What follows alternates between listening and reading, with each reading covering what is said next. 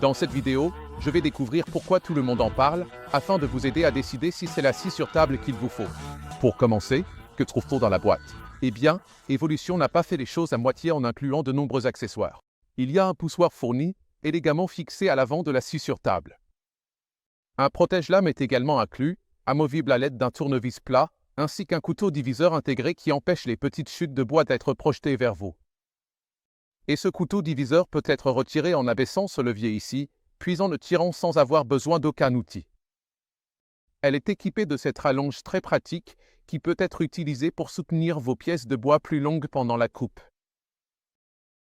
Elle dispose également de cet adaptateur d'aspiration des poussières qui permet d'orienter la scie vers un seau. Elle est livrée avec 2 clés à molette réglables ainsi qu'une clé Allen. La version de base de la scie, tout comme la version Plus, sont compatibles avec ce support, optionnel, pour la déplacer facilement. Cette scie possède de nombreuses fonctionnalités à passer en revue. Mais sans aucun doute, la meilleure amélioration entre l'ancienne et la nouvelle scie sur table Evolution, c'est le système de crémaillère et pignon. Pour ceux qui ne connaissent pas, cela signifie essentiellement que vous pouvez déverrouiller les rails de guidage avant et arrière en même temps. Puis, en utilisant ce bouton à l'avant, vous pouvez ajuster sans effort la distance entre le guide et la lame. En ce qui concerne les systèmes de verrouillage de guide, le système à crémaillère et pignon est à peu près universellement reconnu comme l'un des meilleurs. Il y a un levier à l'avant ici que l'on peut tourner, ce qui permet de régler la hauteur de la lame à la profondeur de coupe souhaitée. Vous pouvez aussi actionner cet interrupteur orange ici, ce qui vous permettra d'incliner la scie de 0 à 45 degrés. Et ce qui est vraiment appréciable avec ce mécanisme et la façon dont il fonctionne, c'est que cette molette ici peut être tournée pour ajuster précisément l'angle souhaité, ce qui est vraiment utile. Si vous avez déjà essayé de régler un angle inhabituel, vous savez à quel point cela peut être compliqué sans cet outil. Donc j'apprécie vraiment qu'ils aient ajouté cela. Et en plus d'avoir un bouton de mise en marche, vous avez aussi cet interrupteur d'arrêt ici, ce qui signifie qu'en cas d'urgence, il peut être facilement actionné pour éteindre immédiatement la scie. Plus tôt dans la vidéo, j'ai mentionné la jauge à onglet fourni. Mais ce qui est vraiment bien avec ce système, c'est que vous pouvez utiliser ce levier orange ici pour fixer la jauge au panneau pliant, puis en dessous de la surface de la scie sur table. Vous pouvez abaisser ce levier ici, ce qui vous permet de déplacer cette section pliante de la scie sur table pour obtenir 350 mm supplémentaires de capacité de coupe. Lorsque vous effectuez des coupes transversales, c'est une innovation vraiment intéressante de la part d'Evolution et c'est assez unique sur le marché. Vous ne verrez pas cela sur beaucoup de scies sur table. Vous recevrez également la lame de coupe multimatériaux d'Evolution qui vous permet de couper une variété de matériaux, y compris le bois, le métal et le plastique. Il s'agit d'une lame de 255 mm, ce qui vous donne une profondeur de coupe maximale précisément d'environ 86 mm et avec les guides entièrement déployés, vous obtiendrez une largeur de coupe à son maximum possible, soit environ 550 mm. Mais Evolution a inclus 2 accroches supplémentaires que vous pouvez déplacer pour obtenir 100 mm de capacité de coupe en plus. Et il dispose également d'une étagère de repos pratique, ce qui vous permet d'y poser votre bois pour éviter qu'il ne s'affaisse dans cet espace ici. Et je dois dire que cette rallonge m'enthousiasme énormément. Et c'est parce qu'elle résout un problème récurrent que j'utilise généralement ma scie sur table dans le jardin, ce qui signifie qu'elle n'est pas intégrée dans un établi plus grand. Donc, quand je coupe des pièces de bois plus longues, elles ont souvent tendance à tomber de mon côté. Celle-ci peut être facilement déployée, donc quand je coupe de longues pièces de bois, elles peuvent s'y reposer parfaitement.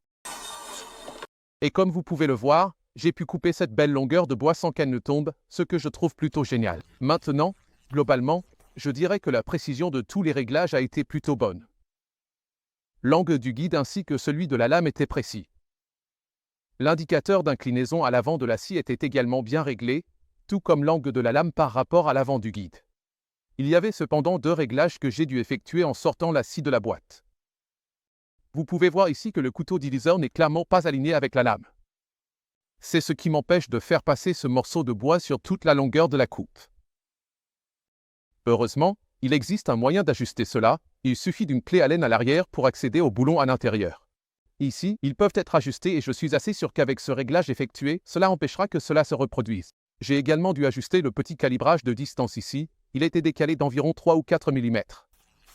J'ai testé cette scie sur tous les différents types de bois courants, quelques fines planches de chêne, ainsi que du sapin. Et je dois dire que toutes les coupes ont été vraiment réussies. Exactement le niveau de qualité auquel on peut s'attendre d'une scie sur table. Donc dans l'ensemble, elle fera un excellent travail, peu importe ce que vous coupez. Et pour ceux qui s'intéressent à la façon dont cette scie gère l'extraction de la poussière, voici une comparaison côte à côte de son utilisation avec Essent. Il convient maintenant de noter qu'Evolution propose deux modèles distincts de cette scie. Sur la version de base, vous aurez un moteur de nuit 650 watts et un câble de 2 mètres. Mais pour 50 € de plus, vous pouvez passer au modèle Plus, ce qui vous donne accès à un moteur de 1800 watts, un mètre supplémentaire de câble d'alimentation, un démarrage progressif, un frein électronique, une extraction de poussière améliorée et la rallonge, que j'aime vraiment beaucoup.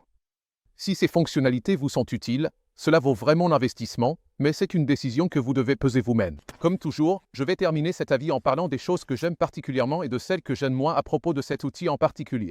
Pour commencer, j'adore la rallonge. Elle répond à un problème très spécifique que j'ai rencontré avec toutes mes scies sur table, et c'est une solution très astucieuse pour résoudre ce problème précis. J'aime aussi beaucoup le fait que tous les accessoires de cette scie puissent être montés et que chaque élément ait sa place. Même les petits outils comme les clés à molette réglables et la clé Allen, qui permettent de faire des micro-ajustements, ont tous un emplacement prévu à la base de la scie. Maintenant, concernant certains aspects qui, selon moi, pourraient clairement être améliorés. J'ai dû effectuer 2 calibrations avant que cette scie soit prête à être utilisée. Je n'aime pas non plus le tuyau fourni qui relie le protège-lame au système d'aspiration à l'arrière. Regardez-le, il pend dans tous les sens. Je n'aime pas ces gros tuyaux mous qui traînent partout, c'est d'ailleurs pour ça que je ne l'ai pas utilisé pendant toute cette vidéo. Et cela étant dit, il est temps maintenant de répondre à la grande question, est-ce que je pense que la scie sur table Evolution vaut son prix?